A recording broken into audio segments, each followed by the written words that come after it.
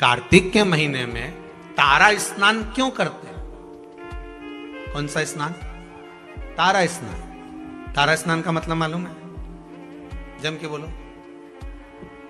है? तारा स्नान का मतलब क्या है? अंधेरे में स्नान, मतलब सूर्य का प्रकाश आए उससे पहले ब्रह्म मुहूर्त में सुबह सुबह स्नान कर लेना। तो तारा स्नान का मतलब कार्तिक महीने में क्यों वर्णन किया गया, तो उसकी भी एक कथा है महाराज, बड़ी सुंदर चरित्र है। एक बूढ़ी माँ थी, रोज प्रतिदिन तारा स्नान करती थी, उसका नियम था।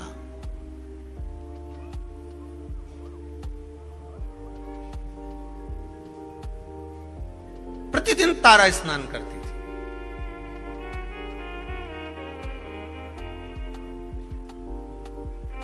अच्छा, तारा स्नान का भी बड़ा महत्व है महाराज जी। समय के अनुसार हो जाए तो ठीक है, थोड़ा और रात्रि के पहुंच गई तो कथा है श्रीमद् भागवत में श्री नंदराय जी की। नंदराय जी स्नान करने चले गए यमुना जी के जल में। जाना था ब्रह्म मुहूर्त में, रात्रि के चौथे पहर में पहुंच गए। ध्यान नहीं रहा। इनने तो अपने जैसे कई बार हो जाती गलती कि नहाना ही तो है, थोड़ा और जल्दी चल चलो, और जल्दी चल चलो, और जल्दी चल चलो। तो इनने क्या करा, बोरिया बिस्तर बांधा और गई ने नर्मदा जी में आधी रात के नहा ली। अब आधी रात के नर्मदा जी में नहाई और विचार, तो हमारे यहाँ हर चीज का एक समय बताया गया। हमारा शाही स्नान होता है तो भले वो शाही स्नान का महत्व है कि इतनी वजह से होगा, ब्रह्म मुहूर्त में होगा, ये रथ आएगा, ये ऐसा होगा, वो होगा। तो उसमें रात भर का स्नान का नहीं कहा गया कि तुम पूरी रात नहाते रहो। हाँ, ये हमारा महत्व है कि हम जाएं नहाएं, वो अपनी बात।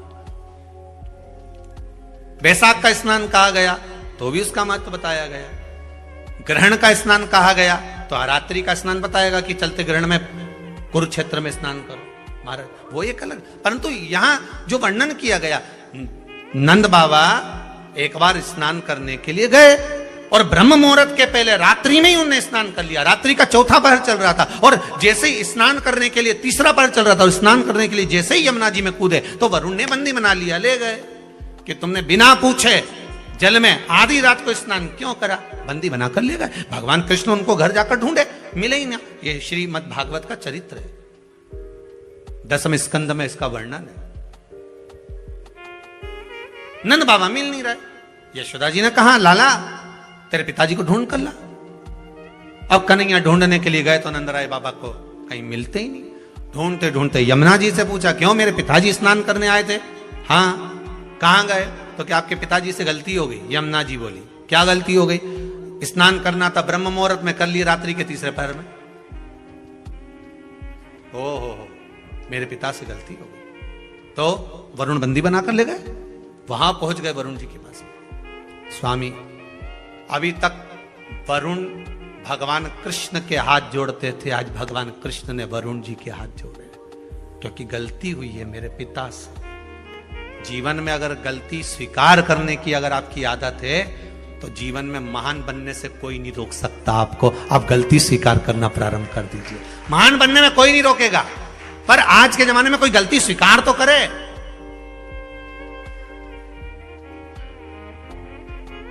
करवा चौथ की पूजन कली कल, बोलो सही है कि गलत है? जरूरत थी करवा चौथ की पूजन करने की, करवे को लाई, पूजन करी, इकट्ठा करा, सब कुछ करा, और अभी तक वो करवा कहीं ना कहीं पड़ा होगा। जब जरूरत थी तो बीन के लिए, और फिर सास के कि क्यों रही जरूरत पड़ी तो हेड लाई, अब पटक दिया, अब बेचारी सास उठाए। सही है कि गलत है? सब बना के रख दिया, ये सामान यहां पड़ा है, वो सामान वहां पड़ा है। अब तुम तो गई ने चलनी में मुंडा देखिए। अब गलत नहीं, करो पूजन करो, पाठ करो, अर्चना करो, पर जो तुमने सामान इकट्ठा करा था, करवा लाई थी, ये करा, दिया लगाया है, बाती लगाई, सारा सामान इकट्ठा करके रखा, तो सवेरे उठकर स्नान करके वो सारा सामान उठा के रख भी। फैला रहा तुमने, फैला दिया, उठाए डोकरी, और फिर डोकरी उठाए तो उसका हाथ के साथ साथ में मुंडा भी गढ़ा चले। अब बोलो सही है कि गलत बात है? अब जब हाथ चले, शरीर चले, पांव चले, तो मुंह भी चले, फिर वो चले तो भी बुरा लगना ही नहीं चाहिए। हाँ साहब गलती हो गई, मेरे को ये करवे उठाकर रखना थे, जगह पे रख के आना था, मुझे ये काम करके रखना था, सही में पूजा की थाली ऐसी कैसी रखी हुई है, मुझे सुबह से उठकर इसको संभालना था, ये करना था। पर अपनी गलती कौन स्वीकार करे? अपनी गलती को कौन देखेगा?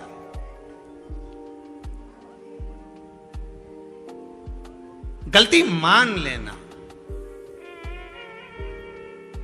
अपनी गलती को स्वीकार कर लेना, यही महान बनने के लक्षण है। आपने स्वीकार कर लेना, हाँ मम्मी गलती हो गई, मैं अभी उठा देती हूँ, मम्मी पढ़े रहने दो, मुझसे गलती हो गई। वास्तव में मैंने पूजन तो करी, पर ये करवे तो यहीं रख दिया, मैंने सामान तो यहीं पड़ा के पड़ा रखा, और सोचूं कि पूरा पुण्य मिल जाए, मैंने जो व्रत करा उसका पूरा पुण्य मिलना चाहिए, तो पूरा काम भी करो। पूरा काम करोगी तो पूरा पुण्य मिलेगा, आधा काम करोगी तो आधा पुण्य। उठाओ, रखो, संभाल कर रखो जरूरतमंद जगह पर। अपनी गलती को जिस दिन हमने स्वीकार करना प्रारंभ कर दिया, मान लो उस दिन सुख हमारे सामने आ गया, सुख सामने आ गया। करा नहीं, बूढ़ी मां जाए, स्नान करे, आए,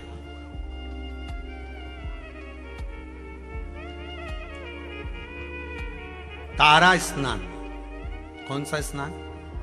कार्तिक की, अगर आपके पास में कार्तिक महत्तम की किताब होगी, उसमें भी लिखा होगा, स्कंद पुराण पढ़ोगे या विष्णु पुराण पढ़ोगे, उसमें भी लिखा होगा तारा स्नान का महत्व। कौन से स्नान का? तारा स्नान। तारा स्नान का महत्व में वर्णन लिखा है ब्रह्म मुहूर्त में। आप आधी रात को अगर जा रहे हो तो उसमें वरुण देवता के सामने भगवान कृष्ण हाथ जोड़कर खड़े, गलती को स्वीकार करा कि मेरे पिता से गलती हुई है, स्नान करना था ब्रह्म मुहूर्त में, कर लिया रात्रि के तीसरे पहर में, गलती हो गई। पर इतना जरूर है, अब मेरे पिता से कभी गलती नहीं होगी, आप उनको मुझे वापस दे दीजिए। वरुण जी ने नंद बाबा को वापस दे दिया। गलती,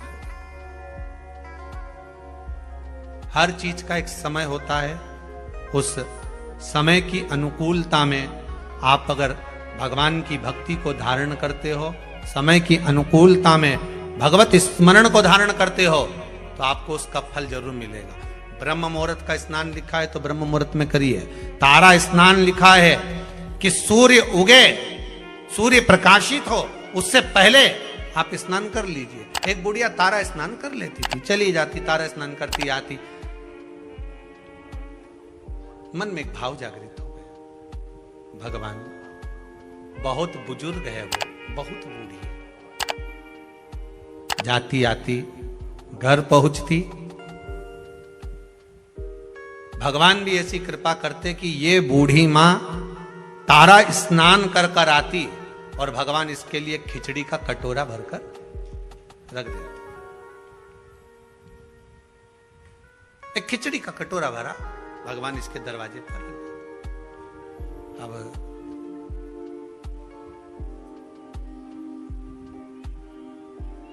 खिचड़ी के कटोरे को बूढ़ी मां के सम्मुख में रखा,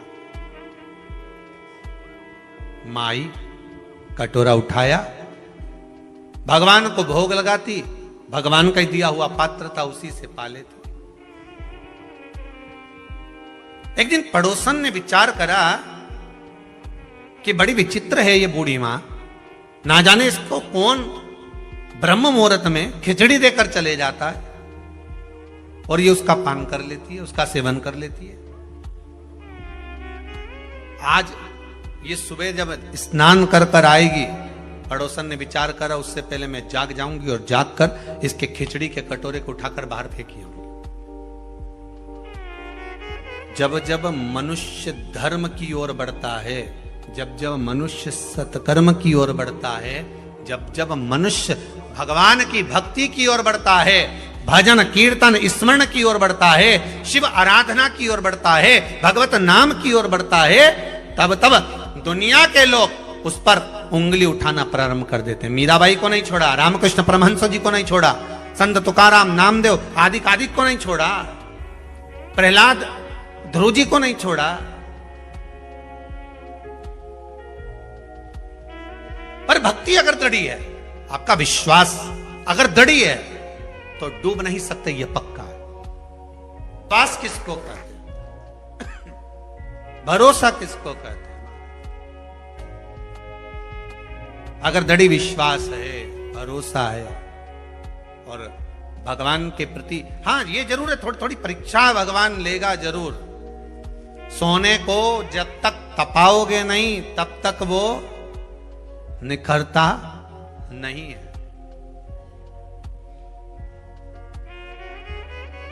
धोबी भी कपड़े को जब धोता है तो उसमें साबुन लगाकर उसको रगड़ता है, फिर उसको कूटता है, पीटता है, जिससे वो उज्जवल हो जाए।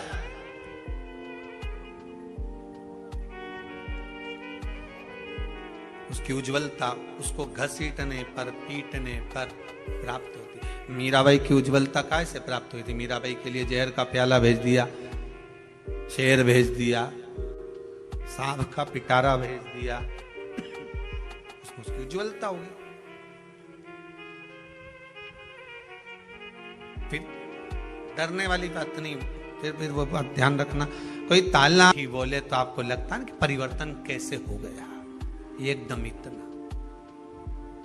कहां तवा सीधा, कहां तवा उल्टा।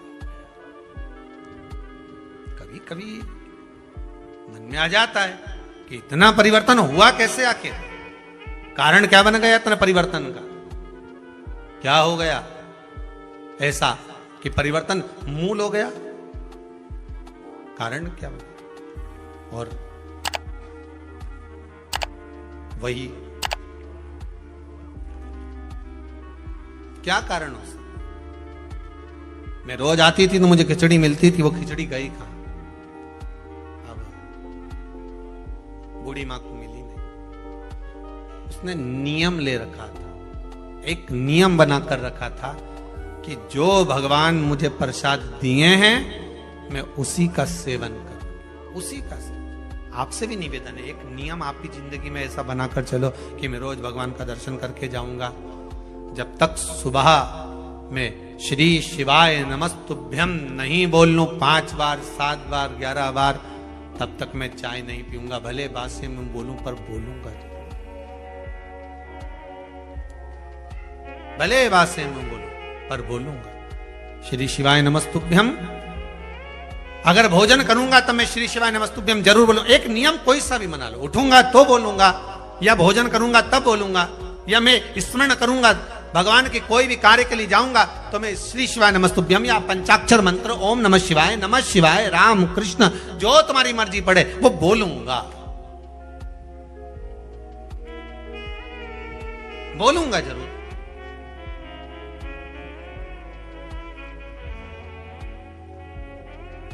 अच्छा, कई लोगों को यह भी रहता है कि हम ये मंत्र क्यों बोलें, हम ये मंत्र क्यों बोलें, हम इसको क्यों जपें? तो तुलसीदास जी ने तो अपनी रामचरितमानस में लिखा है ना, कलियुग केवल नाम आधारा, तुम्हारा मन पड़े उसको जप लो। मत बोलो श्री शिवाय नमस्तुभ्यम, मत बोलो नमः शिवाय, मत बोलो पंचाक्षर मंत्र। राम तो कह सकते हो, राम नहीं बोलो तो कृष्ण बोल लो, कृष्ण नहीं बोलो तो भवानी का नाम बोल लो, तुम्हारी मर्जी पड़े वो बोलो, पर बोलो जरूर, जो मन पड़े वो। एक बड़ा सुंदर भाव पहले सुनने को मिलता था, आजकल तो कम मिलता है, कि जग में सुंदर हैं 2 नाम। महाराज बड़ा सुंदर भाव का, जग में सुंदर हैं 2 नाम, चाहे कृष्ण का हो चाहे।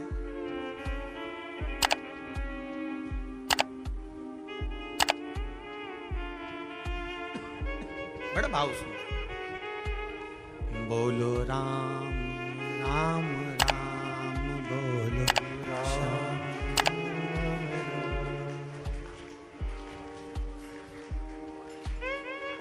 एक बेर शबरी के खावे। महाराज एक शबरी के दरवाजे पर जाकर बेर खा लेता है और एक कहीं कुब्जा के पास, कहीं मीरा के पास, कहीं कर्मा के पास पहुंच जाता है। भाव की शुद्धता हो। आपकी मर्जी पड़े जिसे भज लो, पर भज लो।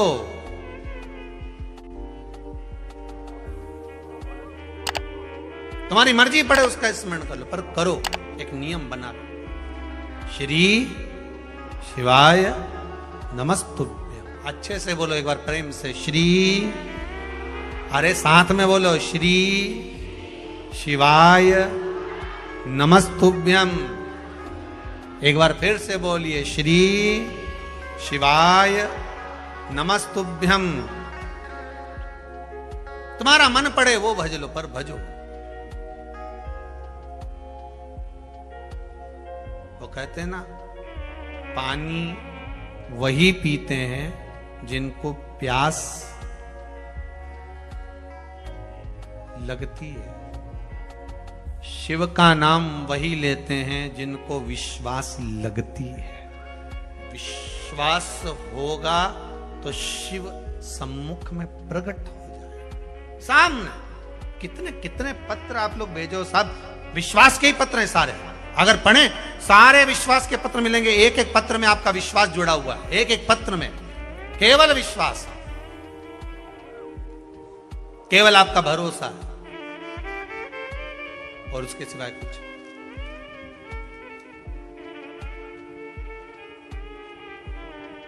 उसके सिवाय कुछ, केवल विश्वास जुड़ा हुआ है। महाराज मैं आती थी, मुझे खिचड़ी मिलती थी, पर अब खिचड़ी नहीं मिल रही। अब वो खिचड़ी ना जाने कहां चली गई, किसने फेंक दी उसको, कहां गई वो। खिचड़ी का पात्र ढूंढ रही है पर मिल नहीं रहा। ढूंढा गया, मिला नहीं। जब मिला नहीं, आज भूखी रह गई। उसने नियम बनाया था, जो भगवान मुझे भोग देगा वही मैं पाऊंगा। कार्तिक महीने का एक नियम बना लो आप भी, कोई सा भी एक नियम। शाम के समय पर दिया लगाऊंगी मैं, बेलपत्री के पेड़ के नीचे, पीपल के वृक्ष के नीचे या आंवले के वृक्ष के नीचे। वहां लगाने नहीं जा सकती तो अपने दरवाजे के बाहर लगाऊंगी, तुलसी के क्यारे में लगाऊंगी। ये भी नहीं कर सकती, परिंदे पर दिया लगाऊंगी, जहां पानी का मटका हो, हंडा हो, वहां लगा दो। ये भी नहीं कर सकती तो पूरे कार्तिक के महीने में दरवाजे पर मैं पानी छीटूंगी।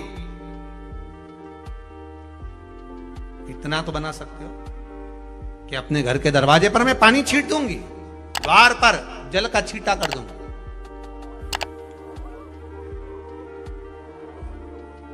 ये भी नियम ना बने तो मैं प्रतिदिन ठाकुर जी को एक तुलसी का दल समर्पित कर। तुलसी का किसी भी महीने के अंतर्गत प्रसंग में आपने नहीं सुना होगा कि भगवान विष्णु और भगवान शंकर का मिलन हुआ, पर कार्तिक महीने की बैकुंठ चतुर्दशी का दिन एक ऐसा होता है जिस दिन शंकर और शिव, शंकर भगवान और भगवान विष्णु का मिलन होता है। एक बात आपको पहले भी कही, सारी दुनिया की दिवाली देखना और उज्जैन महाकाल के उस पावन नगरी में हरिहर मिलन देखना। कहां पर?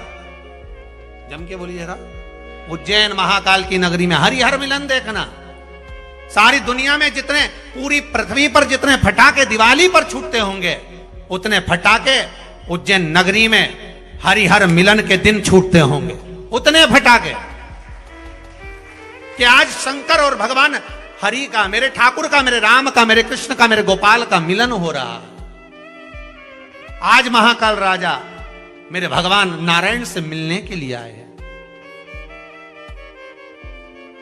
और एक बात और अच्छे से कह दे, जितने फटाके दीपावली पर छूटते होंगे उतने फटाके उससे ज्यादा भगवान शंकर और नारायण के मिलन पर छूटते हैं बैकुंठ चतुर्दशी पर।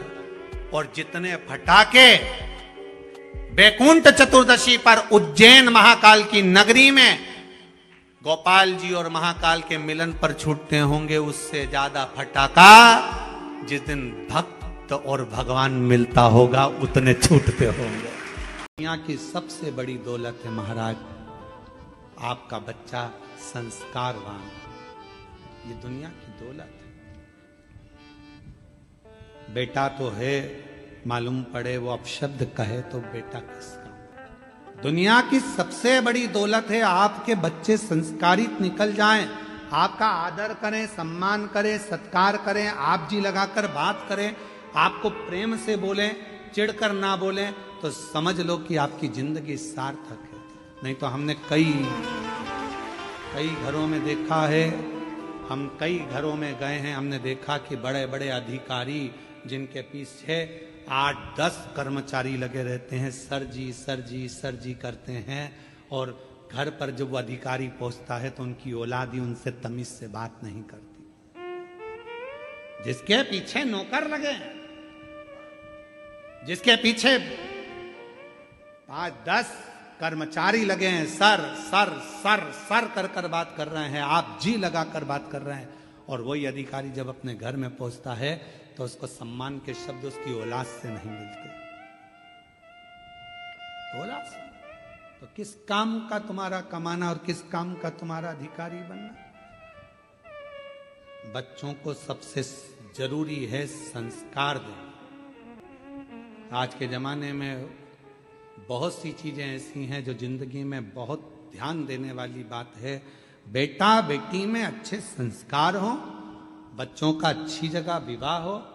बेटी का विवाह तो फिर भी चल जाता है कि बेटी को विदा कर दिया, पर सबसे ज्यादा टेंशन बेटे के विवाह की रहती है कि बेटी तो चली जाएगी, हमारे घर के संस्कार जो हमने दिए हैं वो लेकर जाएगी, पर हमारे यहाँ जो आएगी जगदम्बा वो कैसी आएगी, ये भरोसा, इसका भरोसा कैसे कर सकते। हमने तो अपनी बेटी को जो संस्कार दिया वो लेकर जाएगी। हमारी बेटी ऑफिस से आती है, खुद चाय बनाती है, कॉफी बनाती है, देती है, पापा मम्मी लाओ मैं कर दूं, लाओ पापा मैं कर देती हूँ, पापा आज लेट क्यों हो गए, मम्मी आज ऐसा क्यों हो गया। हमारी बेटी में तो इतने संस्कार है, पर कौन सी बेटी हमारे बेटे के लिए आ रही है, उसमें क्या संस्कार है ये हमको नहीं मालूम, ये हमको नहीं ज्ञात।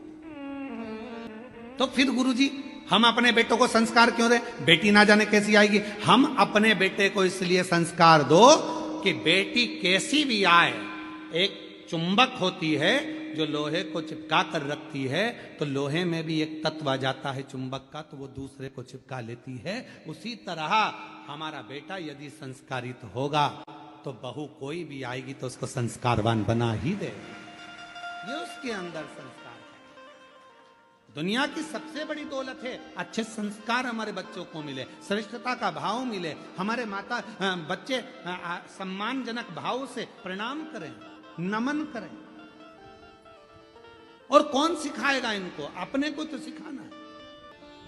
एक माता पिता ने अपने बच्चे से कहा, ऐ सुन शाम को गुरुजी आएंगे प्रणाम करना, हो और बेटा लग गया इधर उधर काम में। गुरुजी आ गए, बेटे को सोफा पे गुरुजी बैठे तो बच्चे को कहा चल जा प्रणाम कर।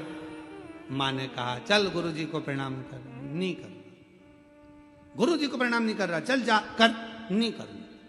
माँ ने 2 थप्पड़ दिया, अपने गुरुजी प्रणाम कर, नहीं कर। पिताजी आए, बेटा गुरुजी प्रणाम करो, नहीं कर। पिताजी ने भी 2 धरके दिए।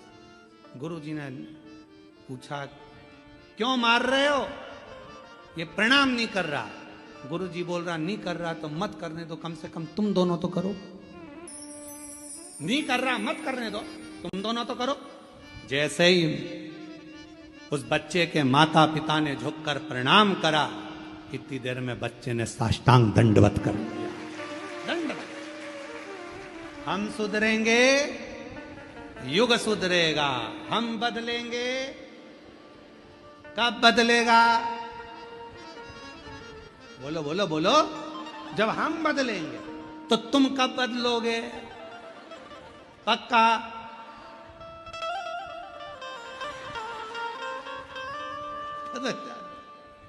बहुत जरूरी है तुम्हारा बदलना भाई, अपना बदलना बहुत जरूरी है महाराज।